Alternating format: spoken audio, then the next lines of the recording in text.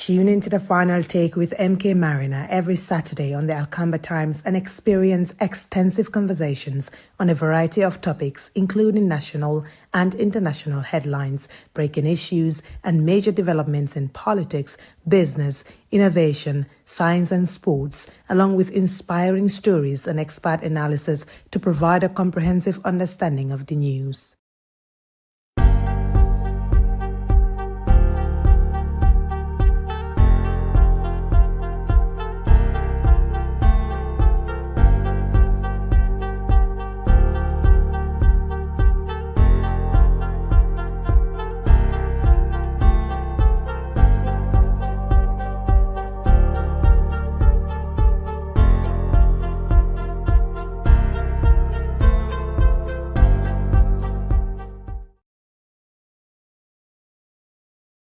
Final take returns to the final take returns to explore current affairs spectrum, engaging key personalities from across the globe on critical issues shaping the quest for sustainable and more equitable future. Here is a look at what's coming up. This week, an exclusive conversation with lawyer Emmanuel Daniel Diouf, the current chairperson of the National Human Rights Commission of the Gambia, discussing the current state of human rights in the country and the country's upcoming Universal Periodic Review, UPR report, which highlights challenges and progress in implementing a robust culture of human rights in the Gambia. That's the final take with me, Seni Marena, exploring global news and current affairs, shaping events and developments around the world. Many thanks for joining us. Tune into the final take with MK Mariner every Saturday on the Alcamba Times and experience extensive conversations on a variety of topics, including national and international headlines, breaking issues, and major developments in politics, business, innovation, science, and sports, along with inspiring stories and expert analysis to provide a comprehensive understanding of the news. It's always a pleasure to have your company. Let's begin with a quick review of Mr. Diouf's professional portfolio, starting with his position at the National Human Rights Commission as the chairperson, a permanent and independent commission established by an act of National Assembly in 2017. The NHRC becomes operational in 2019 with a mandate to promote and protect human rights. Mr. Diouf is a barrister and solicitor of the Supreme Court of the Gambia, a former magistrate and human rights expert with vast and international experience. In July 2018, Commissioner Diouf was appointed by President Barrow to chair the Faraba Bantang Commission of Inquiry, probing investigations into the death, injury, and destruction of properties in the mining village of West Coast region of the country. He subsequently submitted his report to the president, comprising of findings and recommendations to prevent the occurrence of similar incidents and improve police duties and crowd control capabilities. Chairperson Emmanuel Diouf headed the African Society of International and Cooperative Law Banjul branch, a regional NGO providing legal and educational to paralegals, leading human rights awareness raising in rural Gambia between 1999 and 2002. In both conflict and post-conflict countries, Commissioner Diouf dedicated more than a decade of international service supporting the establishment of rule of law and justice in Sudan and in South Sudan, respectively, assisting in the building of rule of law and legal establishment. Commissioner Diouf served with the United Nations High Commission for Refugees in his capacity as a protection, reparation, and refugee status determination officer in refugee camps across eastern Sudan, working on the caseload of Ethiopian refugees from 2002 to 2004. He also served with the United Nations Development Program as Access to Justice Program Manager between 2005 and 2012, contributing to the transition of South Sudan into an independent country by strengthening the building of rule of law and institutions. Mr. Diouf holds a master's degree in international law from the University of Nottingham, United Kingdom, with a major in human rights law. That's a massive professional and academic portfolio spanning over 2 decades. That's my guest for today, the final take with me, Seni Marena. A warm welcome to the final take, Mr. Diouf. Let's get straight into the conversation, starting with a brief work of the National Human Rights Commission to promote and entrench a culture of human rights in the Gambia. How would you describe the Commission impact so far? Yes. Seni, please permit me to give it context because the National Human Rights Commission was set up as part of the program of the government in 2017 as part of its transitional justice program. You will remember that when the government came into power in 2017, they came up with a package of reforms.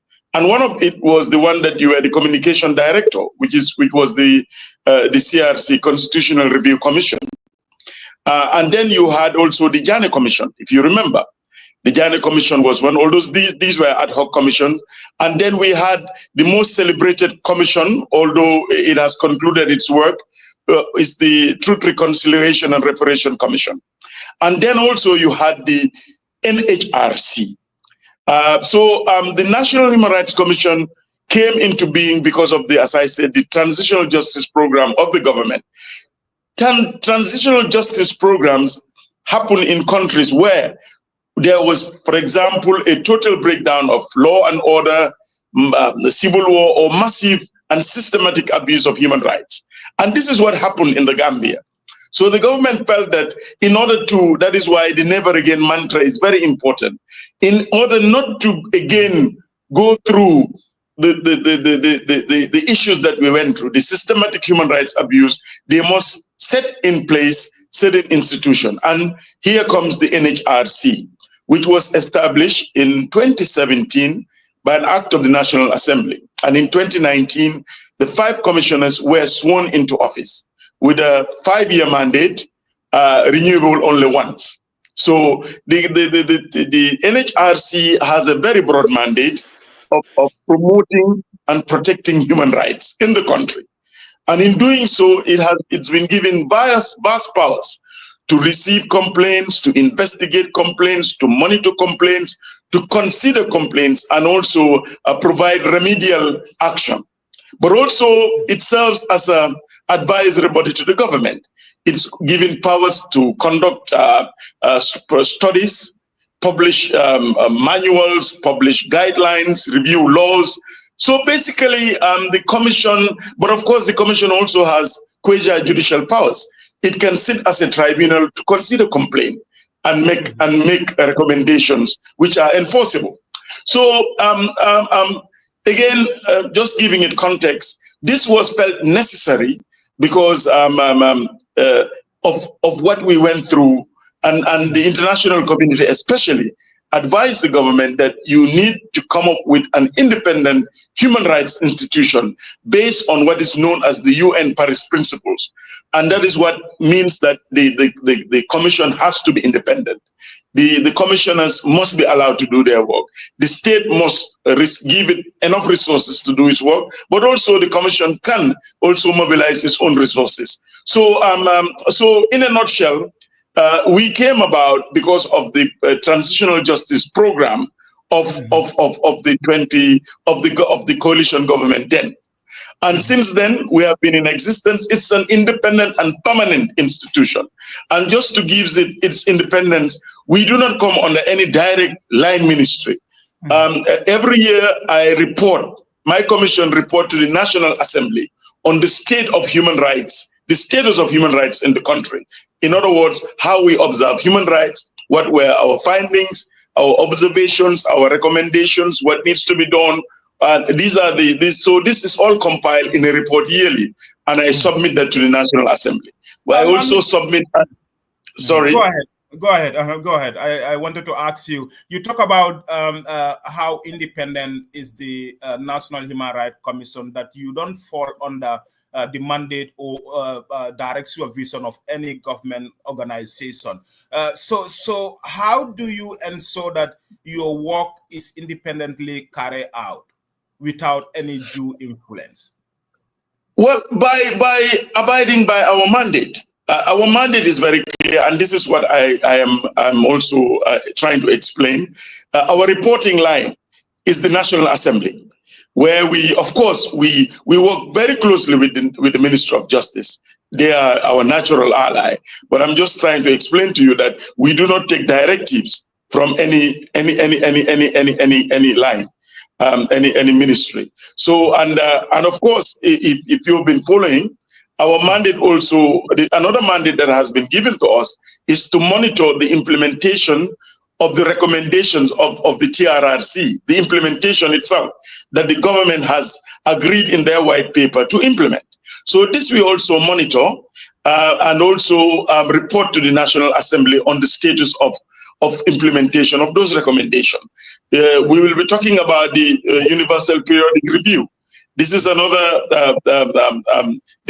mechanism that the NHRC it's very closely involved in, and it actually advises the government and helps the government to make sure that it honors its recommendation based on the UPR. But we'll elaborate on that. But in a nutshell, we were set up to make sure that the human rights issues, the systematic abuse of human rights that took place over a span of 22 years under Yahya Jammeh will not happen again. And that's why we are an oversight institution, if you put it that way.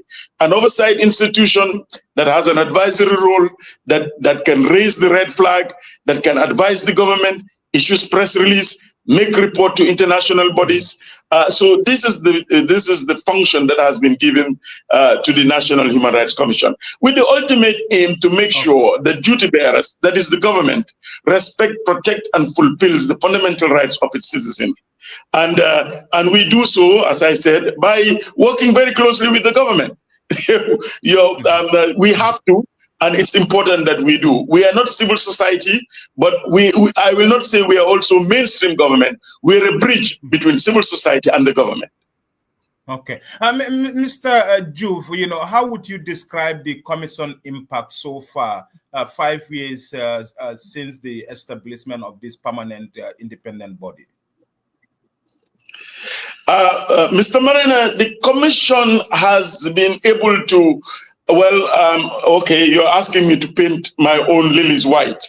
I think we have within a short period of our existence, we have been very impactful.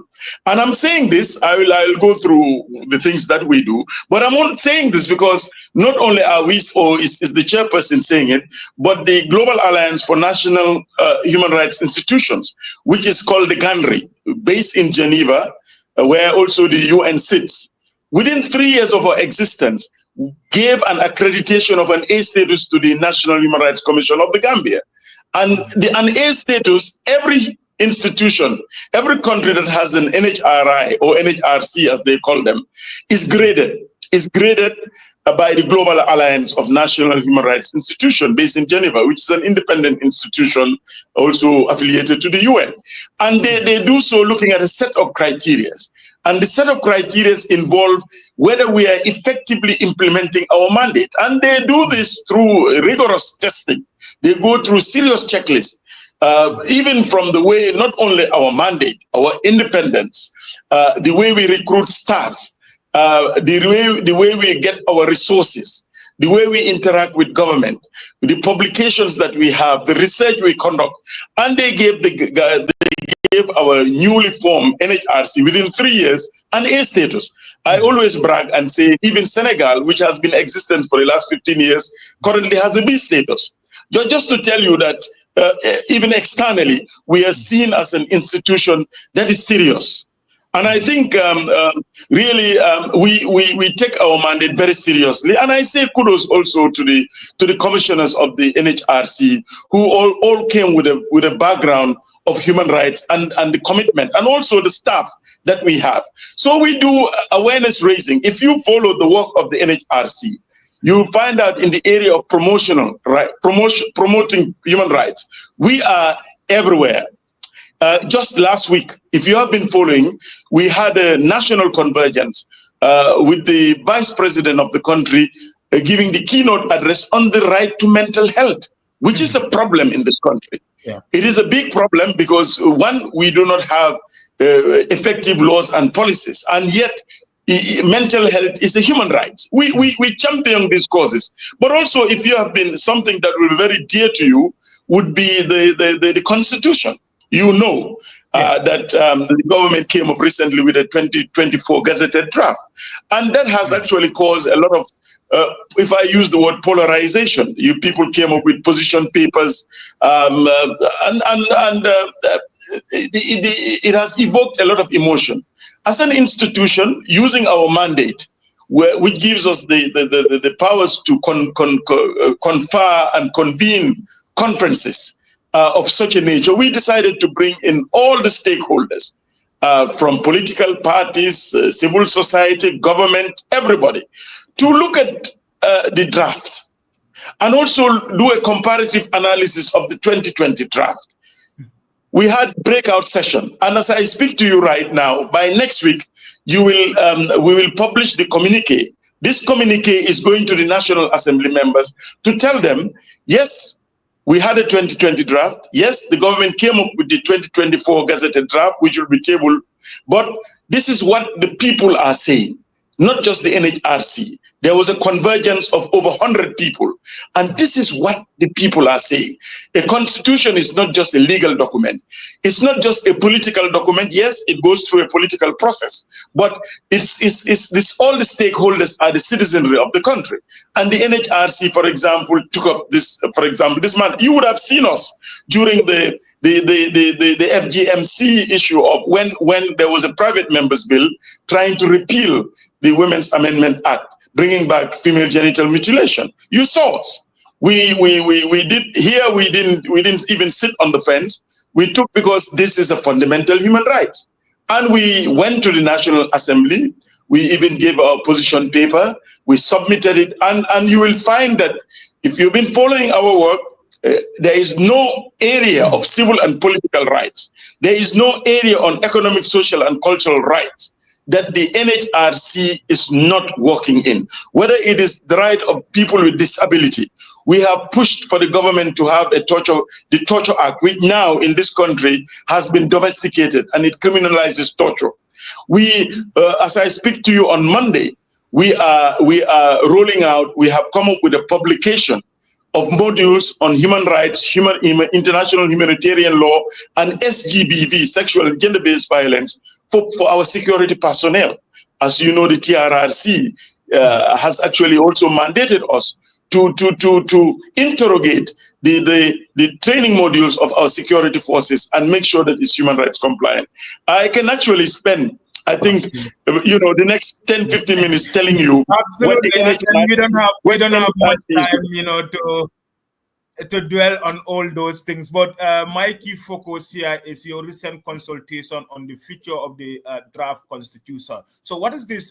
What is the majority of the stakeholders saying about the draft constitution? And are you hopeful that we're going to have a new constitution going into elections in 2026? And what are the stakeholders saying? You had a big convergence bringing in civil society, government, all key stakeholders, at least to have a concession on this draft constitution. So what's the position of the majority of the stakeholders at this conference?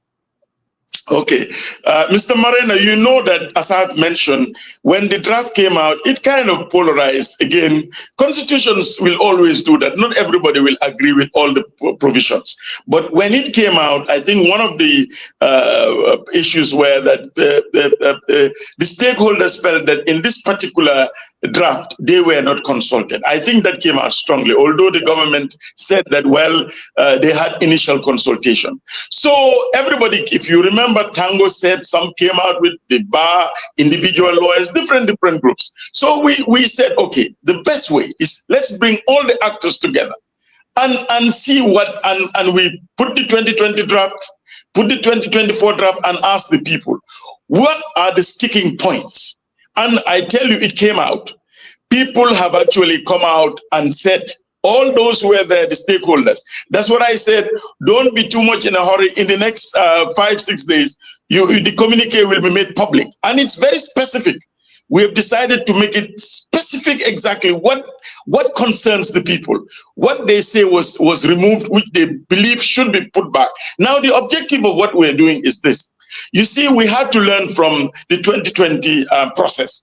It was killed at the second reading. It was killed at the second reading. We are now telling National Assembly members, in fact, second readings are not the time where you consider clauses. It's the committee stage that you're supposed to look at, debate, and look at all those provisions. So we are now telling them, now that you have a communique from a broad range of of society stakeholders in the country, pass this 2024 to second reading, and then look at these provisions and put them back. You know, anyway, this is the objective. We're hopeful that they will look at it, and at that level. Remember, Constitution will go through many processes. This was just the initial stage. If you know, as I do, that even if, for example, the bill passes, it has to now go to a referendum. Again, there is even at the level of the National Assembly, the threshold is high, 3/4. We're talking about out of the 58, you must have 39 members who agree. But not only that, even if it were to pass, it has to go to referendum, and 50% of all eligible voters must have voted in that referendum, and 75% of those who voted must vote in favor. So it is a process, and that is why it should not just be seen as a party political issue, where one party is saying this, another party is saying that.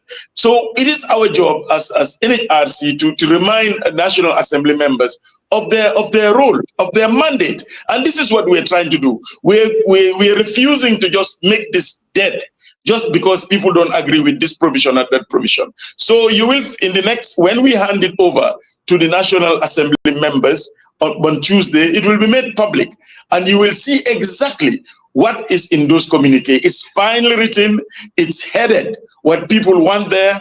You know, you will read it, and I think a lot of them want the provisions that were in the 2020 draft that was presented to be brought back, especially issues relating Is this a position of the entire stakeholders, or is just the position of the National Human Rights Commission? No. Oh, you know, Mr. Marena, we would have just written. We could have written, and that was why we desisted. In fact, some people even criticized us when the government gazetted the 2024 and shouted, hey, we have not had the NHRC. You see, we are always in a funny position, Mr. Marina. When we say things, people say we are talking too much. When we don't talk, they say they are not talking. But it's okay. We will always be guided. We will not always be driven by public opinion. We'll listen, but we'll do the right thing. And that was why, in this instance, we said, no. This is bigger than the NHRC. The Constitution is bigger than one institution. It's bigger than just political parties. Let us bring, yes, this is the position of the government. They have looked at it, they came up with a graph. But what are the people saying? That's why we endeavored to have representation from all walks of life. All. They were there. You would see, if I don't know whether you saw the pictures, from all of them, from the Halifa Salas, from the APRC, from the current government, Interparty, civil society, the Bar, Tango.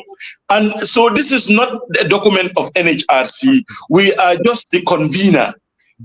Going back to the government, since we have this mandate to bring back a culture of rule of law and human rights in the country, we are using our mandate and as a conduit, as a platform to tell the government, well, after holding this conference, this is what the people are saying. And the government and also National Assembly. Because remember, what is important here is that the people who will make a difference right now is National Assembly members. They can kill it, they can make it work. And everybody should now, they are my bosses. You know, they are our bosses. I report to them, but now I am telling them, we are telling them at NHRC that the ball is in your court. This is what the Gambians are saying. Okay, this is what the Gambians are saying. We are looking forward to the the presentation of those recommendations and making it public to the citizens. Mr. Juve, the country returned from a very brutal dictatorship, and then that gave birth to all those transitional justice organizations, including yours. Can you bring up to speed about the state of human rights in the country? Just last week, there was a student protest at the University of the Gambia where some paramilitary officers were sent to, to make sure peace prevail at the UTG. And we have seen that, some of them have even released tear gas on the students. What, are you aware of this? And what is the NHR doing to ensure that there is respect for human rights in the country as part of your mandate? Well, we are human rights is work in progress. It is work in progress. Yes, the police are given powers to keep the peace. You know that, apprehend criminals, investigate crime, and even prosecute. They have that power, and I think we should always accept the fact. What as a NHRC we do and keep on saying and reminding the police and holding them to account is that whatever they do has to be in accordance with the law. Due process. This is what we say. So even the use of force has to be reasonable and proportionate. So these are the things that, and of course, we have never kept quiet. We have never kept quiet when it comes to accesses of police, and that is why we are even launching, as I said, on Monday, a manual on issues relating to policing, human rights, and these things. Yes, we observe and we follow what is happening, and the police must do things in accordance with law. True, sometimes they do use excess force, and this has happened. And we have actually raised the issue when it came up. The issue of demonstration, yes, students have a right to peaceful demonstration. Demonstrations also must be peaceful. Let us, we have the issue of duty bearers and right holders. The state itself has the duty and obligation to respect, protect, and fulfill human rights. But also, the right holders must also work in accordance with law. So even when you have demonstration, it should not be violent. For example, I'm just giving you. So these are the delicate issues. University, the demonstration wasn't violent. This group of students who want, their concerns to be addressed. With the dismissal of two of their lecturers, they went peacefully, and the police came and tear gassed them. Yes, in fact, I think we were following one of the issues that came out. We're still investigating. I think they came out and said that the tear gas was mistakenly discharged. I don't know whether you saw that. The police said the guy who charges yes.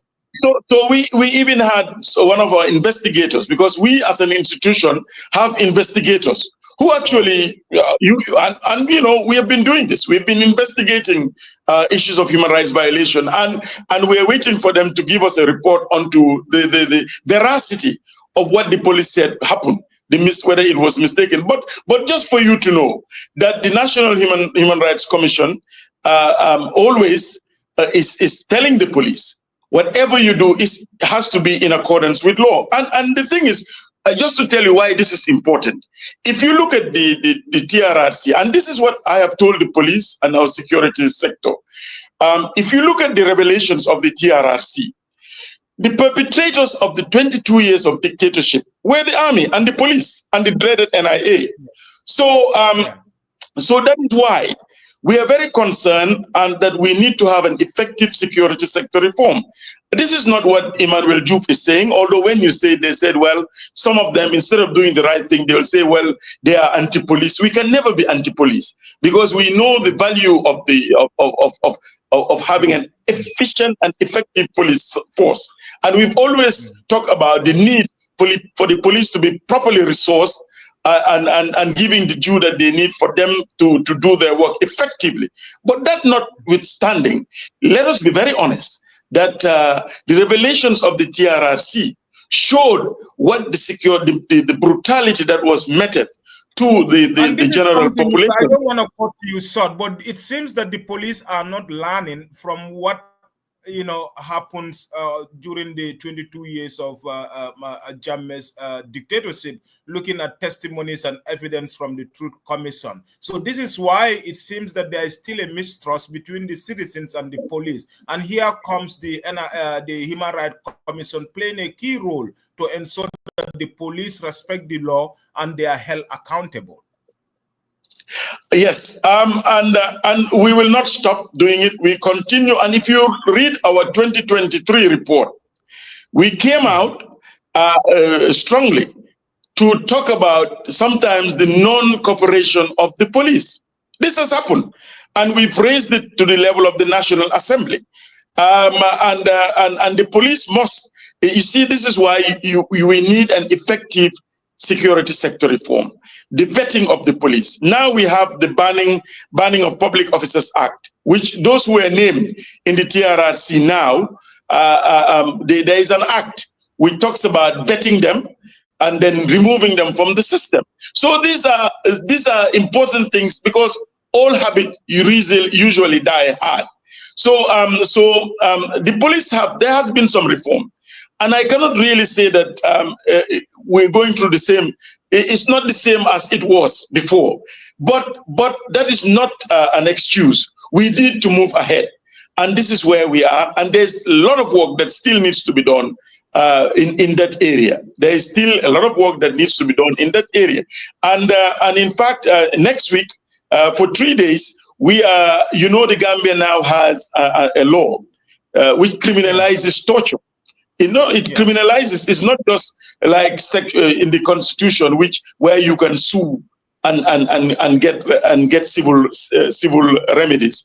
Now, and we're telling the police that maybe and all other security institutions, maybe you don't understand this, but now there is a law which criminalizes with very harsh penalties on torture. So yes, and we are now, what we are doing Tuesday, Wednesday, Thursday, Friday, is to have a whole training for them to understand the implication of this law that is now in place. So there is a lot of work that needs to be done. And I keep on saying, and I emphasize, it's work in progress, but also this is why security sector, proper and serious security reform is important. Those on top must be serious. You know why, Marina, they need to be serious. And I've kept on saying this. The TRRC has given us enough good examples. It's just that we have forgotten. Where you find out that perpetrators, they themselves ended up being victims. It's only when you have oversight institutions that work. And I keep on repeating this for people to remember. You remember there was a period in this country when those who were even accused of being complicit or being part of the torture machinery, or those who oppress human rights, were all in one period, all in jail. If you remember, there was a time IGP was in jail. Jesus, you remember that?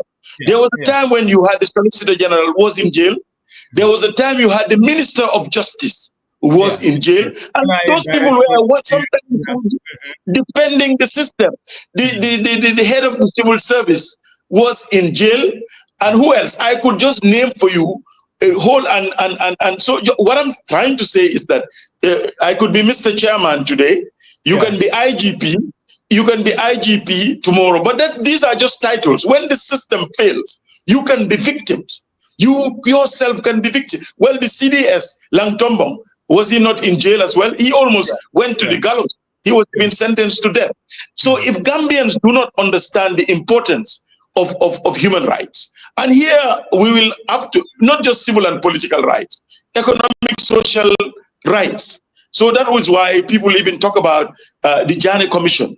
There was a reason why it was set up, to make sure that you will not have corruption and corrupt practices where you have people abusing their powers to enrich themselves. So the issue I'm saying is that Gambians, unfortunately, are forgetting too soon.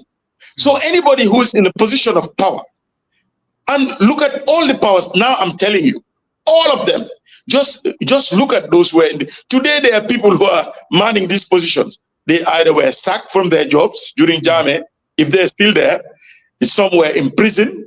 So, you know, these are things that happen. So how do you remedy this? And that is why we have transitional justice.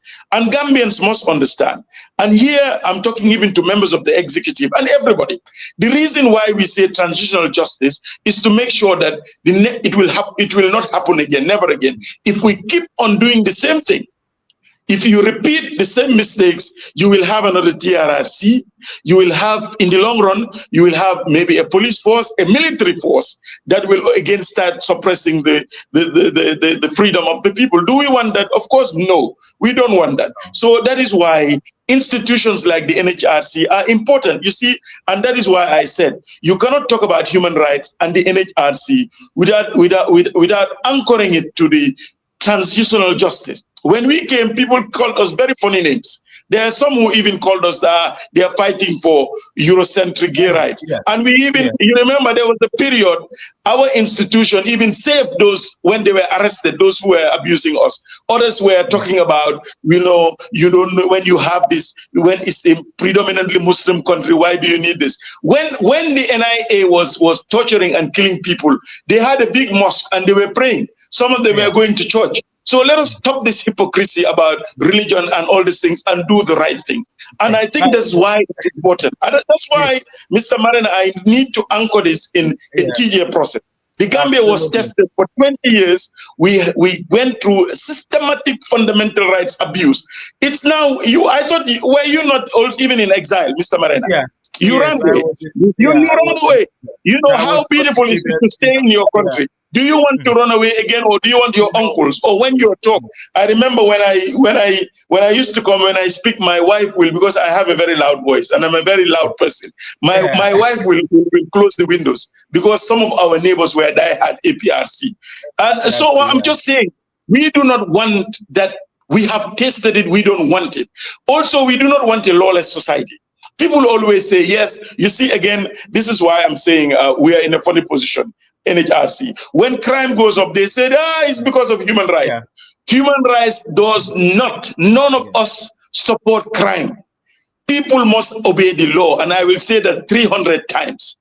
And it is also not an excuse when the police are not doing their job, when they are not doing their job, to say that, it's because of human rights. No. What we are saying is there are laws in this country. When you arrest people, arrest them in accordance with law.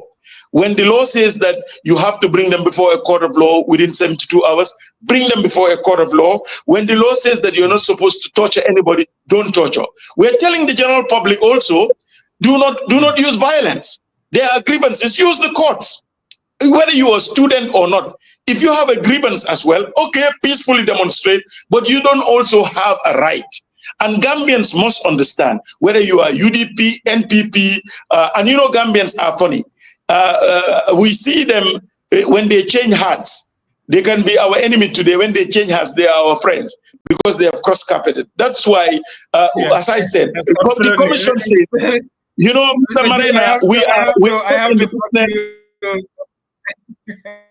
yes, okay. You know, I will listen to you, Mr. Marina. Trying to stay on our time limit, but in conversation, and then we have a lot to discuss in the next 20-30 minutes to go.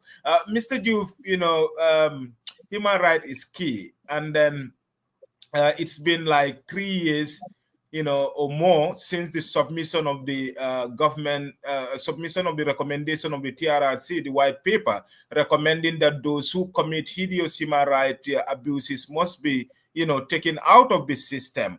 And, you know, we have seen, you know, perpetrators occupying key positions in the government. Are you concerned about this trend, and what's the implication for human rights in this aspect? We have seen a lot of perpetrators of human rights during Jammeh time still in the system. Is your organization concerned about this? Okay. Let us not mix perhaps things that came up in the Jammeh recommendation with the TRRC. For the TRRC, we had concern initially because a lot of people felt that the government was not going to honor the recommendations made by the TRRC. I have to commend the government of the Gambia by accepting almost all of the recommendations. Let's start with that. Let's give the government, and not only that, again, after a period, they came up with an implementation plan.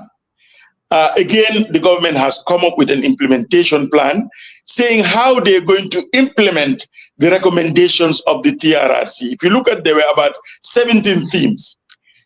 The process is slow, yes, but is it ongoing? If you remember, today I sent you even a document. I wish I had sent it to you earlier, because as an institution, we monitor. And we are independent. We monitor the implementation. And yes, things are slow, but to start with, implementation has started. Implementation has started. And some, I would say, we even did statistics of it. We said that we can say that at least 16 of those recommendations have been fully complied with. Then we said that about 192 are ongoing. And then we have about 55 that are not implemented. The ongoing, for example, prosecutions. The government now came up with a law, the Special Prosecutor's Office, special mechanism.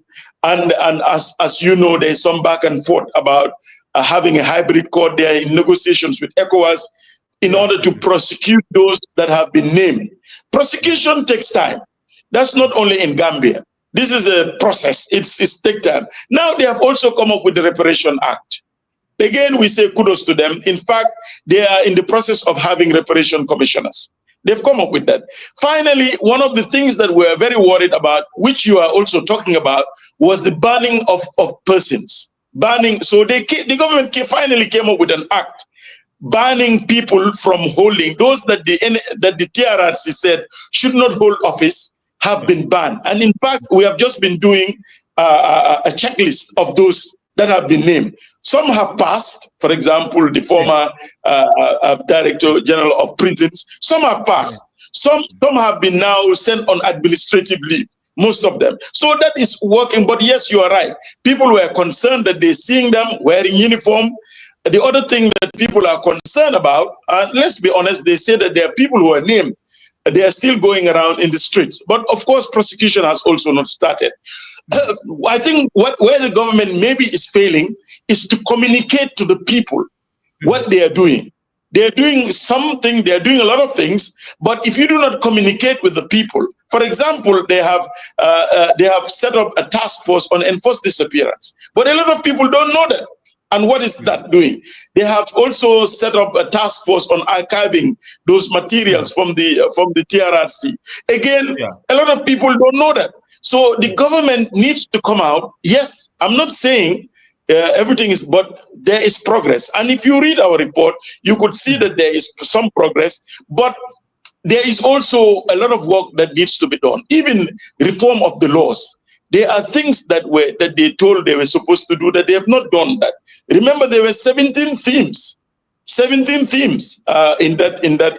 Yeah. So So what I am saying is that the TJ process of the Gambia, especially the TRRC, went well. They really did a fantastic job by giving us a historical record of what happened. Before, everybody was saying that, hey, Gambians didn't do this. Gambians didn't kill. These were people from Casamance and Guinea-Bissau. This didn't happen. That didn't happen. And some Jammeh supporters even said that it was tissue paper, if you remember. And that angered. That was so much. Yes. You know, how can you have victims and then people say those kind of... But we cannot now fault the government in the sense that they have accepted.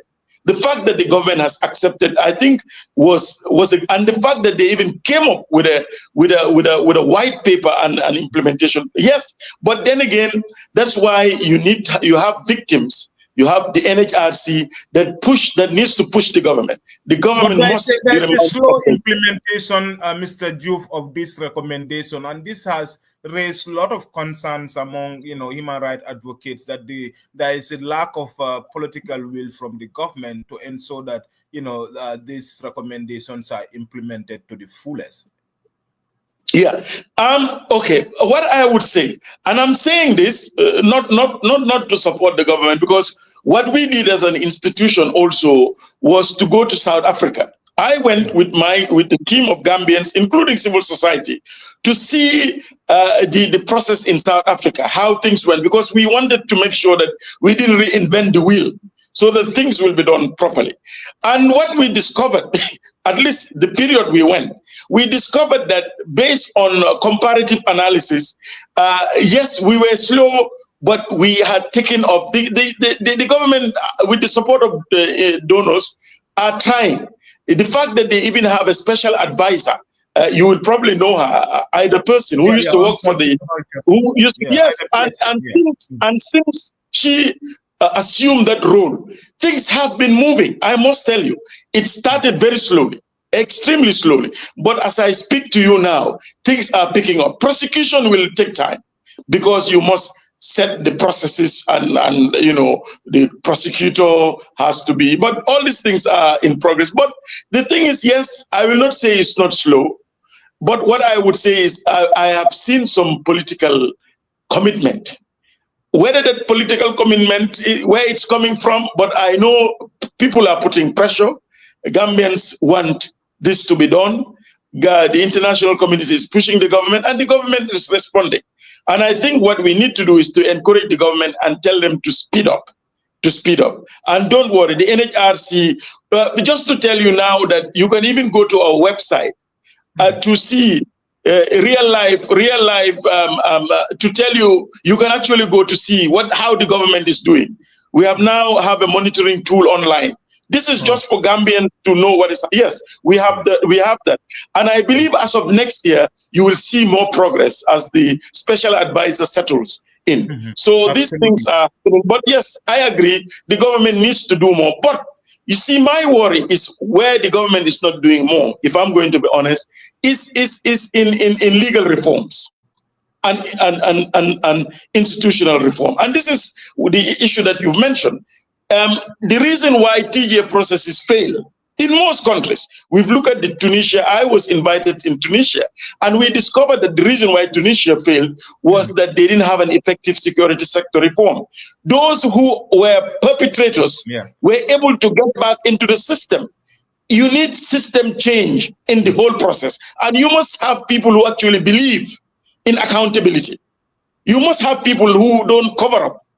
And it really worries me when, for example, we request for documents, or we're doing investigation, and we see some cover up. It sends chills down my spine, because it just reminded me of what happened during the period of Yahya Jammeh. I was no stranger to that period. I was a founding member of Coalition of Human Rights Defenders. Not only that, during that period, we used to take cases with Abubakar Tambidu, pro bono cases to court.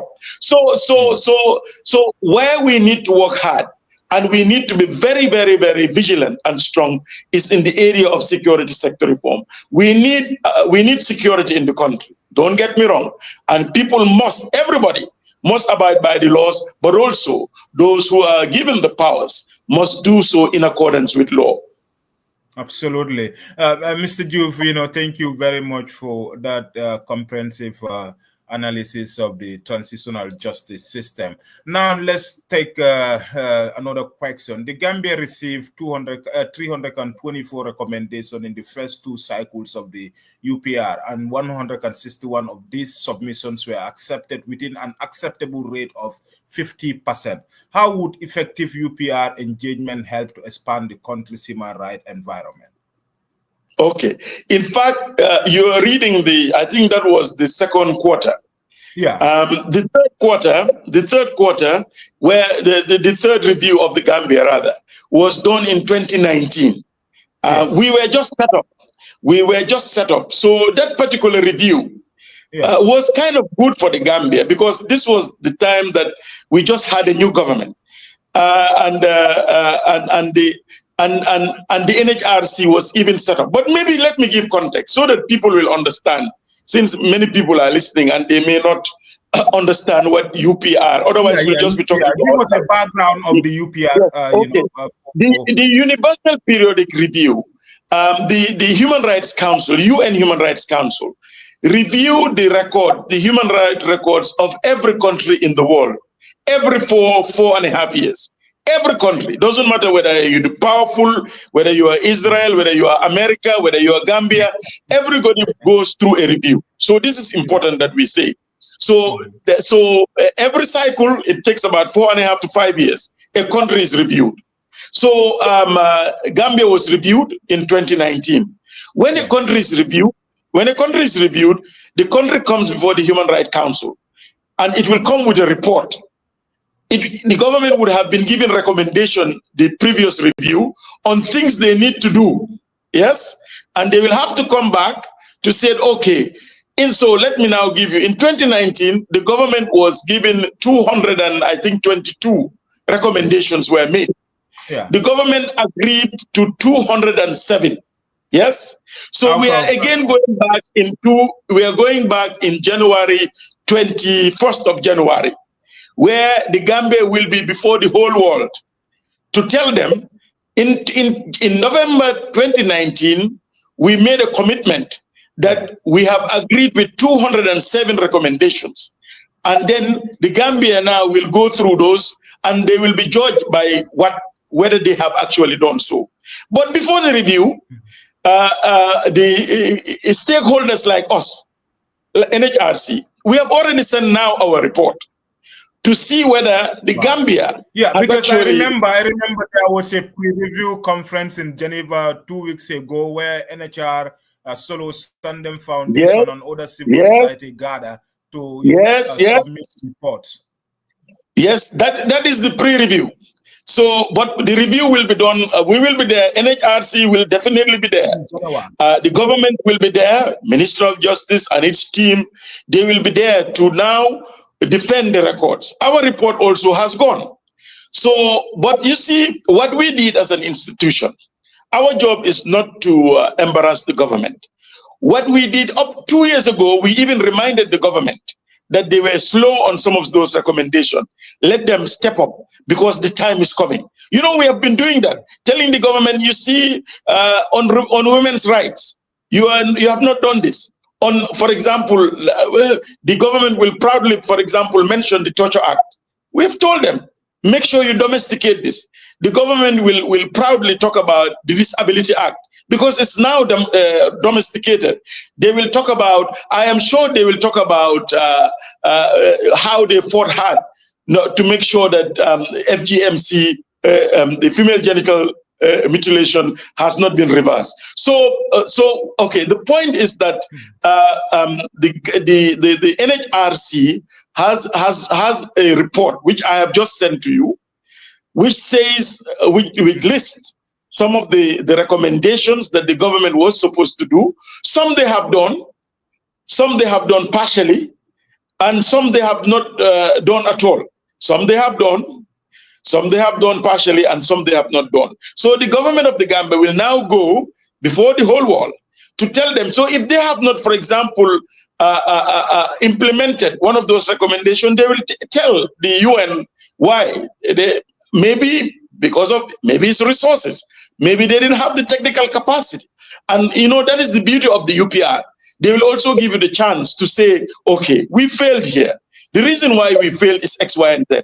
And we're looking for assistance. We're looking for support. These are the ways in.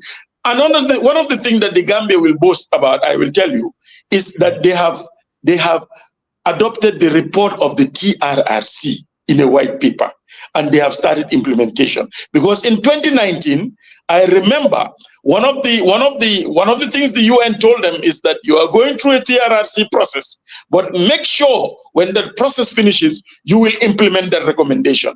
And I will tell you that is a feather to their hat. They have accepted. They have accepted. So so this is the way they have not implemented all what the UPR. Yeah, Mr. Barina, you are right. You are right. But, no, and this is highlighted. And remember, the implementation plan is from 2023 to 2027.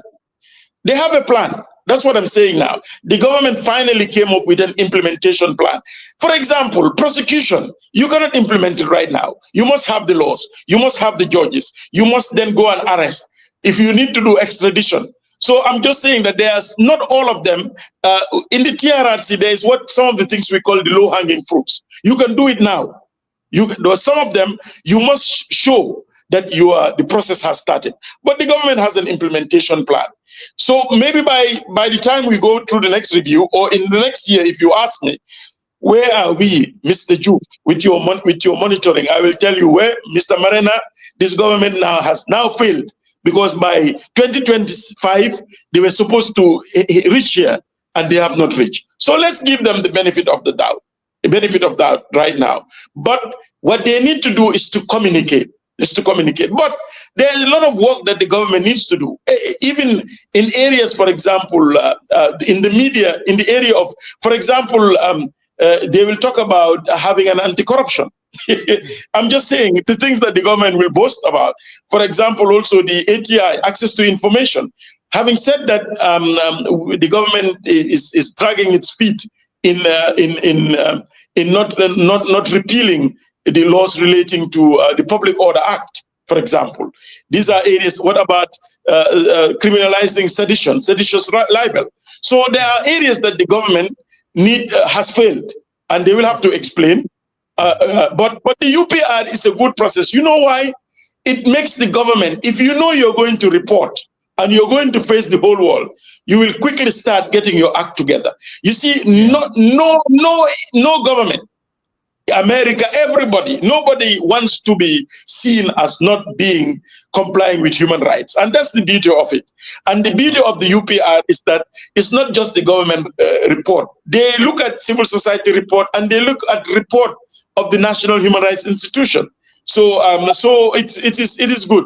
But the UPR is a good system. And I think what we need to do as we get to the period, let us link up so that we'll be able to brief you more about the process and yes.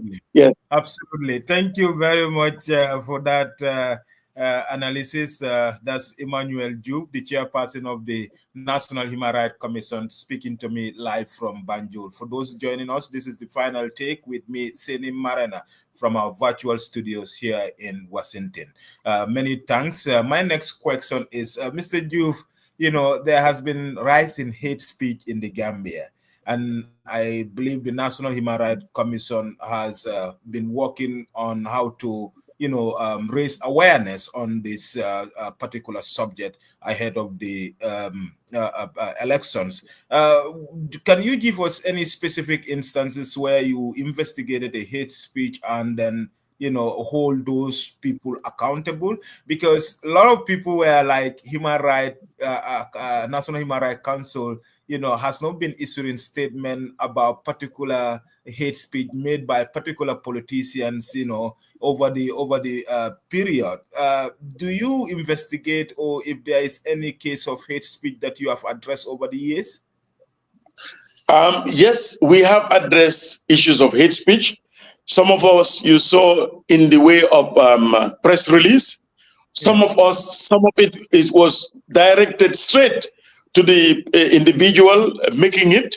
You see, the thing is, Mr. Marena, we as a NHRC, we have to be very careful. We are in a position where we refuse to be used by political parties to settle their cause.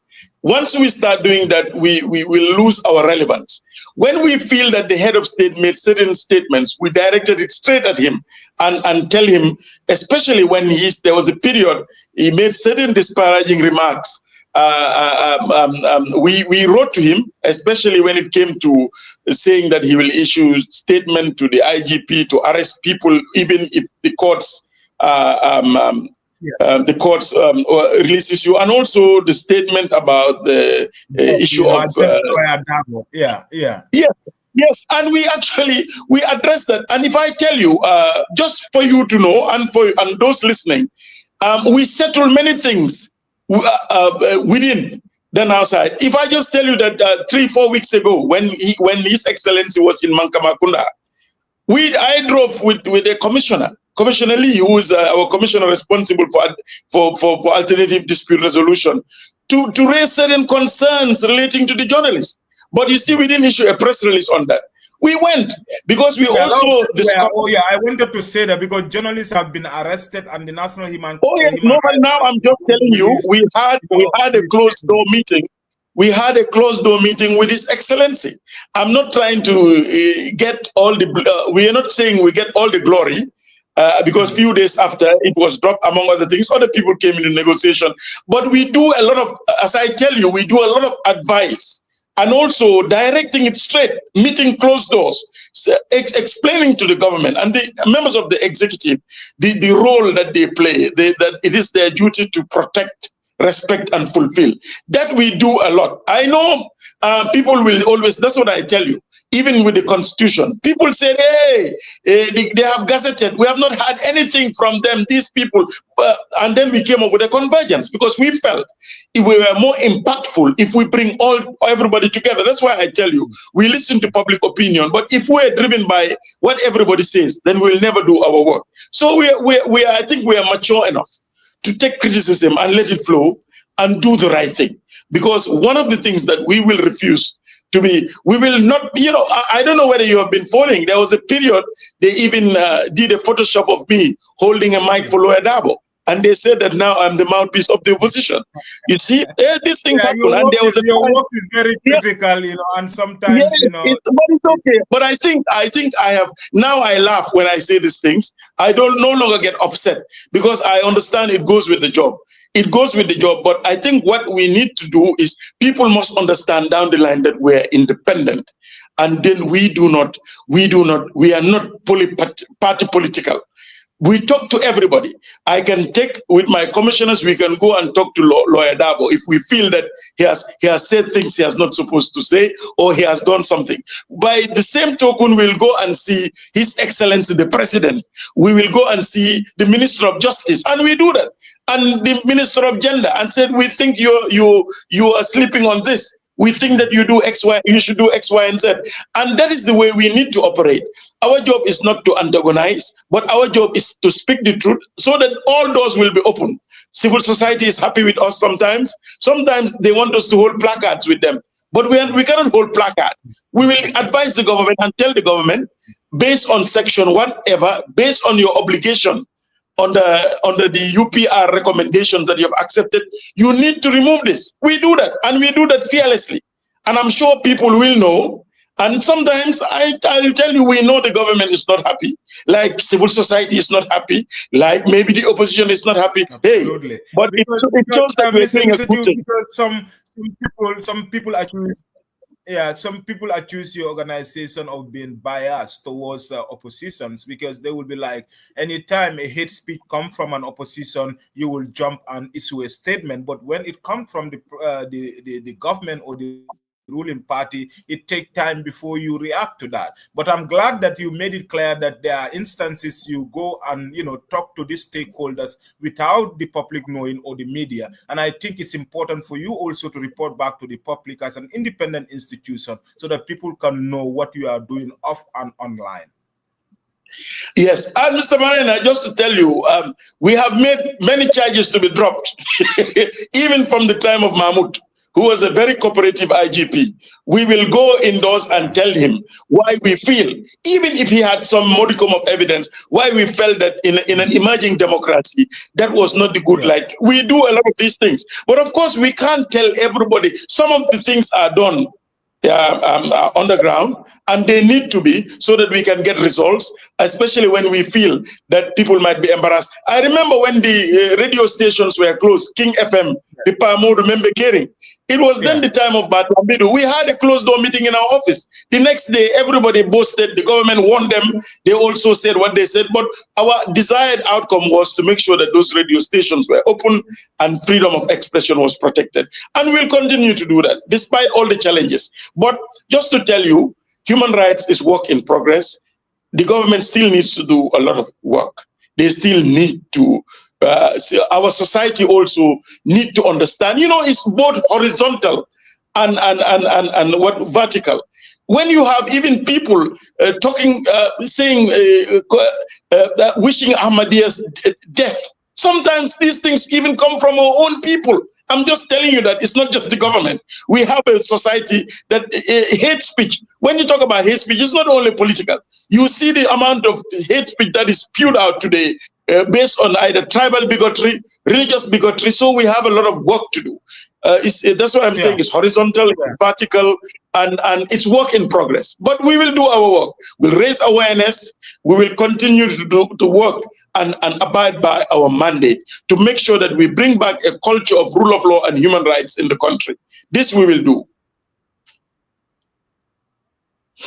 Absolutely. Mr. Diouf, many thanks. That's brought us to the end of this interview. I know you have a lot to talk about because human rights is something that you are passionate about, and then you have been doing human rights work for the past 2 decades.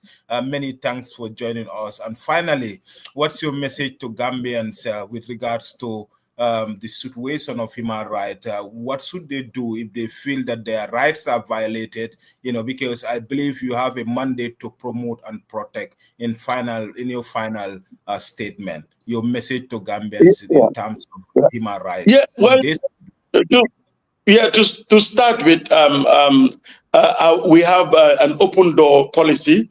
We have an individual complaints process, where if you feel that your rights are violated, you can come to us. You can file in, you can work through the office. We have lawyers and investigators. You can do it online. So that is there. But also, let us understand as Gambians that we are Gambians. Inclusivity is important in what we do. It's one thing, and Mr. Marina, the government does not exist in vacuum. We are the ones who make the government. It's Mr. Marina today who is the head of Akalma, who will be made Minister of Information tomorrow. And don't we have a way of changing us? Yeah. It's Mr. Diouf today who is chairperson. You make him Minister of Justice, and you're wondering, is this the same Mr. Diouf? Let us be very authentic. Let us believe in what we do. These people are those who violate human rights are not coming from the skies. They come from homes. Your brothers, your sisters, myself, you. So if we want to have a Gambia where we all live in peace and harmony, we must respect each other's rights. We have to have inclusivity and know that we are all in it together. Human rights is everybody's business. Do not see the chairman of the Human Rights Commission as an enemy to the IGP or to any minister. We are all in it together. I told you what happened in the country. The hunter became hunted. Those who were seen as the perpetrators became the victims. So we have a stake to make sure that we protect our fundamental rights. Everybody, whether you're Mandinka, Jola, Fula, Christian, Aku, Creole, whatever, we are all in it together. Gambia is our Gambia. Thank you so much. Absolutely. That's the chairperson of the National Human Rights Commission, lawyer Emmanuel Daniel Diouf, highlighting the process and the work to enhance the country's human rights landscape ahead of the upcoming UPR review in 2020. Many thanks, Mr. Barrister Diouf, for your time speaking to us live from Banjul. Many thanks. Thank you. It was late, but you got me finally. Yeah, thank you. And I appreciate your time. Thank you, and do have a wonderful weekend. Tune into the Final Take with MK Marina every Saturday on the Alcamba Times and experience extensive conversations on a variety of topics, including national and international headlines, breaking issues, and major developments in politics, business, innovation, science, and sports, along with inspiring stories and expert analysis to provide a comprehensive understanding of the news.